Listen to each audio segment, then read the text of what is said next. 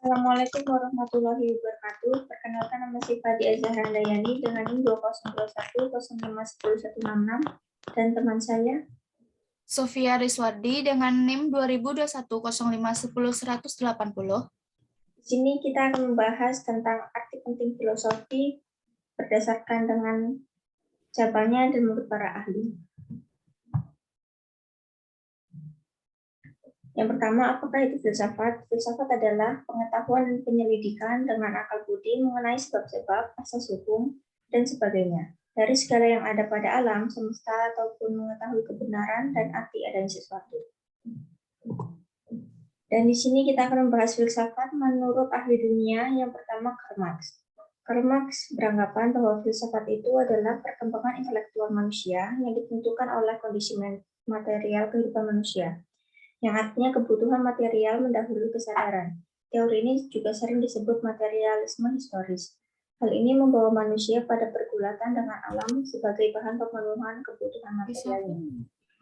Yang kedua adalah filsuf Aristoteles, yang dimana ia beranggapan bahwa filsafat itu sebagai refleksi dari pemikiran sistematis manusia atas realitas dan sekitarnya. Tidak berdiri sendiri dan tidak tumbuh di tempat atau ruang yang kosong.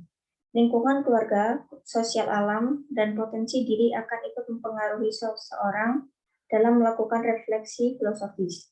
Oleh karenanya, dalam sejarah pemikiran manusia terdapat tokoh pemikir ataupun filosof yang selalu saja muncul dari zaman ke zaman dengan tema yang berbeda-beda. Dan yang terakhir di sini ada filsafat menurut Al-Kindi.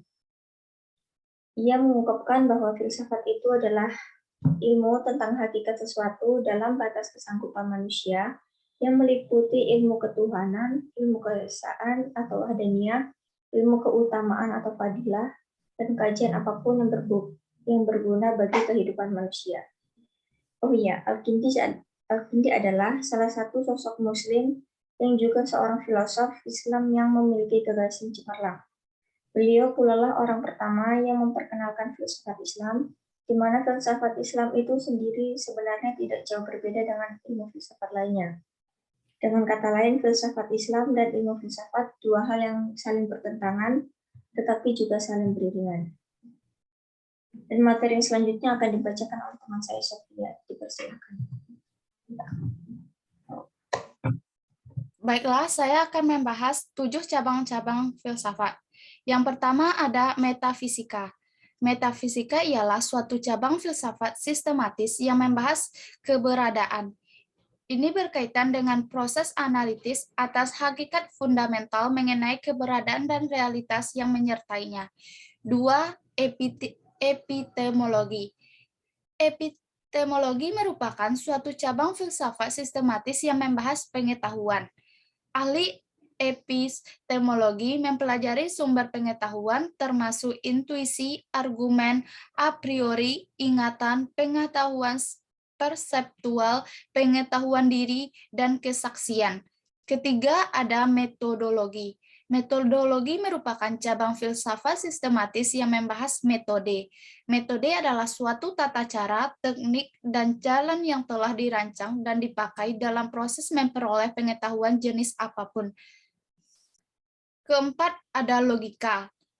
Logika adalah cabang filosofis yang membahas penalaran. Penalaran adalah suatu corak pemikiran khas yang dimiliki manusia dari pengetahuan yang ada untuk memperoleh pengetahuan lainnya, terutama sebagai sarana dalam pemecahan suatu masalah. Kelima, ada etika.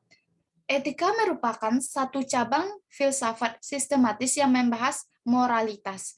Moralitas ialah suatu himpunan ide mengenai hal-hal yang baik atau buruk pada perilaku manusia dan hal-hal yang benar atau salah pada tindakan manusia. Keenam, ada estetika. Estetika merupakan cabang ilmu filsafat yang membahas keindahan. Estetika adalah ilmu yang membahas bagaimana keindahan dapat terbentuk, serta bagaimana dapat merasakannya. Dan yang terakhir ada sejarah filsafat. Sejarah filsafat adalah studi tentang periode tertentu, individu, atau aliran tertentu. Bidang ini masih berkaitan tetapi tidak sama dengan filsafat sejarah. Sejarah filsafat merupakan bidang pengetahuan yang sangat luas dan merupakan cabang ketujuh dari filsafat sistematis dan membahas perkembangan filsafat dari masa yang paling permulaan sampai sekarang.